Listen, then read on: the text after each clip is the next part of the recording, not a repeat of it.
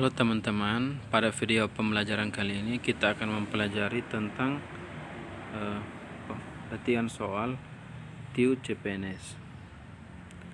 Jadi soal yang kita bahas adalah soal-soal yang sering keluar pada tes CPNS dari tahun ke tahun. Kita lihat soal nomor 1. Soal nomor 1 tentang perbandingan senilai. Contoh soalnya, selama 1 minggu 30 ekor ayam dapat menghabiskan 21 kg jagung. Jika terdapat 40 ekor ayam, maka kebutuhan jagung selama seminggu adalah titik-titik. A. 50 kg, B. 45 kg, C. 35 kg, D. 28 kg, atau E. 25 kg. Jadi soal ini dikategorikan dalam perbandingan senilai karena di sini ada perbandingan dua kasus, yaitu kasus yang pertama 30 ekor ayam dengan kebutuhan jagung 21 kg per minggu, dan kasus yang kedua kalau 40 ekor ayam kebutuhan jagung per minggunya berapa. Jadi kita lihat ada perbandingan senilainya di sini, yaitu jika semakin banyak ayam maka kebutuhan jagung juga akan meningkat. Kita lihat penyelesaiannya. Jadi pertama kita buat perbandingan seperti ini. Jadi ketika terdapat 30 ekor ayam, maka kebutuhan jagungnya 21 kg. Nah, pertanyaannya sekarang, kalau yang ada 40 ekor, maka kebutuhannya berapa kilogram? Atau di sini kita nyatakan dalam variabel X atau X kilogram. Ya, sehingga untuk menyelesaikan perbandingan ini kita menggunakan persamaan seperti ini. Jadi kalau X maka sama dengan perbandingan 40, ya perhatikan di penyelesaian ini, 40 dibagi dengan 30 dikali dengan 21 kg, ya, dikali dengan bagian yang ini. Jadi di sini kita peroleh hasil 28. Jadi 40 ekor ayam membutuhkan 28 kg jagung. Ya, mungkin untuk perbandingan senilainya itu kita lihat, jika kita membandingkan bagian kiri maka bagian kanan juga sebenarnya sama. Jadi X per 21. Ya, sehingga jawabannya adalah D, 28 kg. Oke teman-teman, kita lanjut ke soal nomor 2. Soal nomor 2 tentang soal aljabar.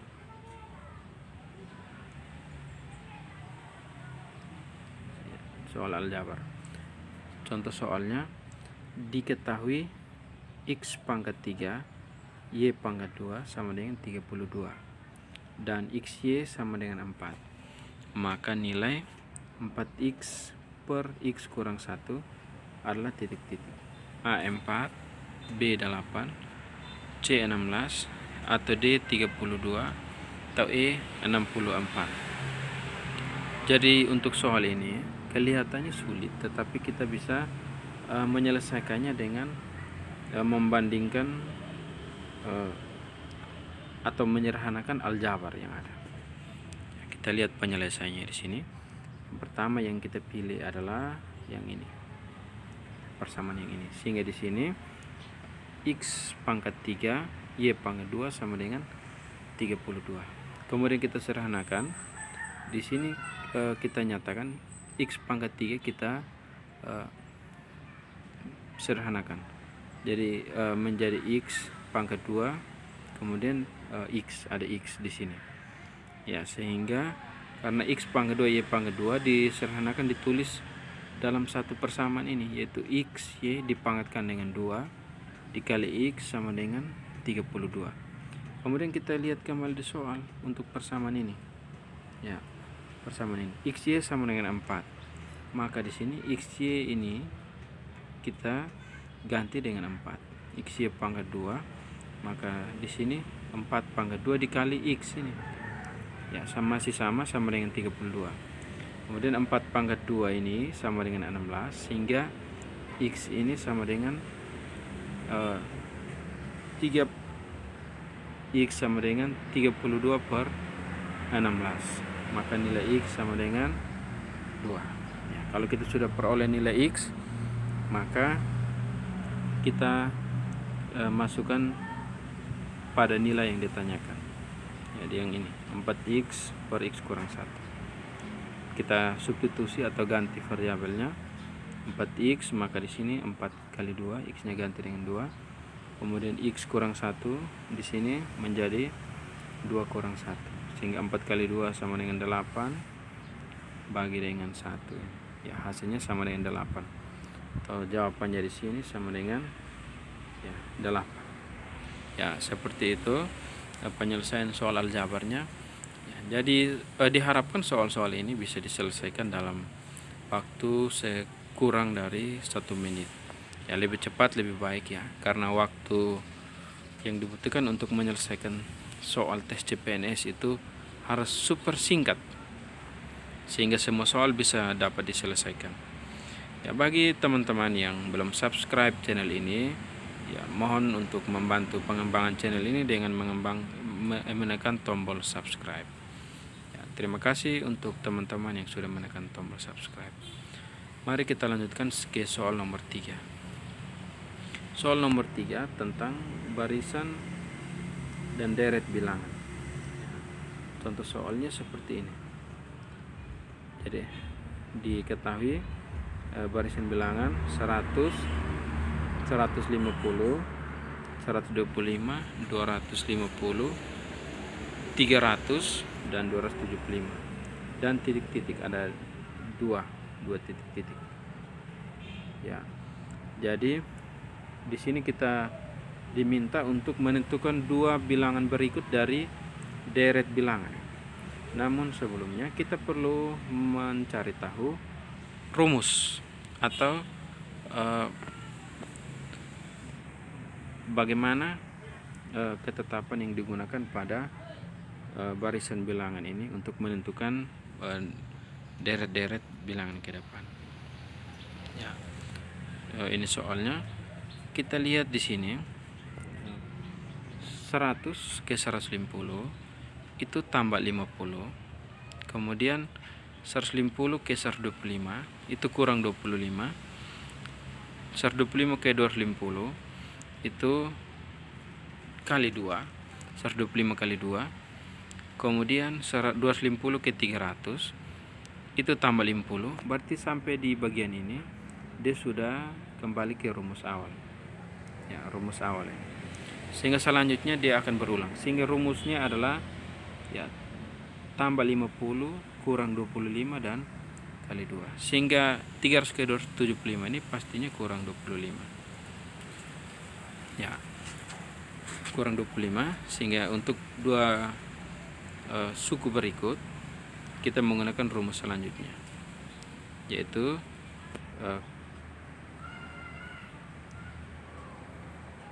kali 2, 275 kali 2.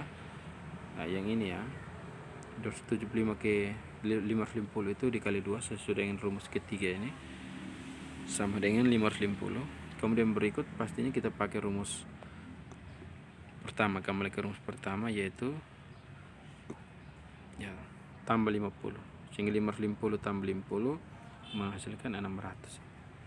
Ya, seperti itu ya teman-teman. Jadi kunci untuk penyelesaian barisan bilangan adalah kita perlu mengetahui pola atau rumus atau ketetapan yang digunakan pada setiap barisan bilangan.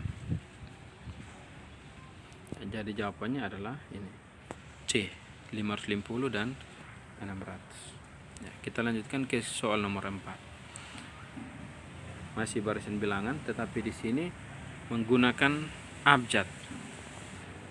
Ya, soalnya A, I, D, U, G, E, J dan seterusnya. Kita menentukan 2 bilangan yang berikut. Ya. Jadi di sini kita lihat sebelumnya kita lihat opsinya. Sini ada A, O dan K, B, O dan L, C, O dan M, D K dan L, dan E K dan M. Ya, kita lihat penyelesaian jawabannya. Ternyata di sini polanya itu lompat 2. Ya, lompat 2. Jadi lompat 1 maksud saya.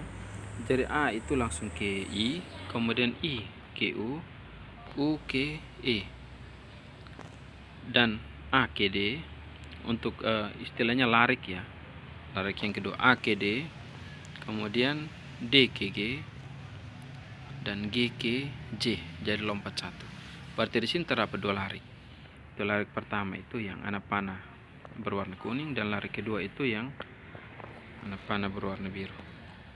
Ya, ternyata larik pertama warna kuning itu adalah huruf vokal. Jadi barisan huruf vokal A, I, U, E, O. Ya. Sedangkan larik dengan tanda panah warna biru itu abjad, tetapi lompat 2. Ya, kita lihat di situ A ke D itu ternyata lompat BC. Jadi A langsung ke D, lompat BC. Kemudian D ke G itu lompat EF. Jadi D, E, F, G. EF nya dilewati langsung G.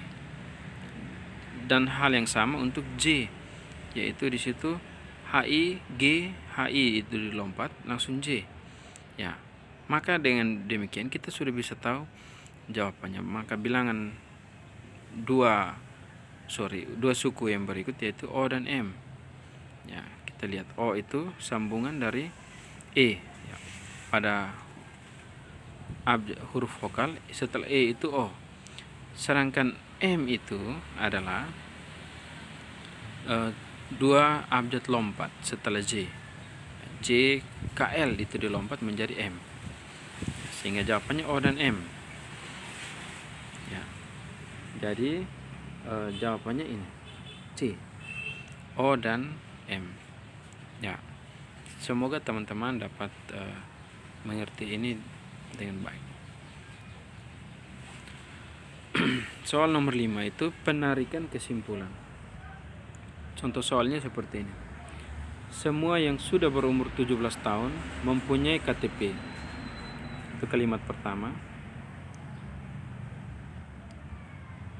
Kemudian kalimat kedua, semua orang yang punya KTP pernah ke kantor Dukcapil. Maka kesimpulan yang tepat adalah A. Sebagian orang yang sudah berumur 17 tahun tidak pernah ke kantor Dukcapil. B. Semua orang pernah ke kantor Dukcapil mengurus KTP.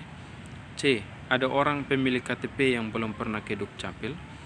D. Semua orang yang mempunyai KTP belum pernah ke Dukcapil.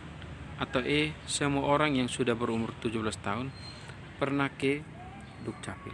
Jadi kita lihat per opsinya. Kalau A, opsi A, sebagian orang yang sudah, kita lihat dari opsi A, sebagian orang yang sudah berumur 17 tahun tidak pernah ke kantor Dukcapil. Ini pernyataan yang salah ya. Pernyataan yang salah karena semua yang berumur 17 tahun pastinya harus mempunyai KTP, dan kalau mau mengurus KTP harus ke kantor Dukcapil. Kalau B, opsi B, semua orang pernah ke kantor Dukcapil mengurus KTP. Ini juga kesimpulan yang salah, tidak berdasarkan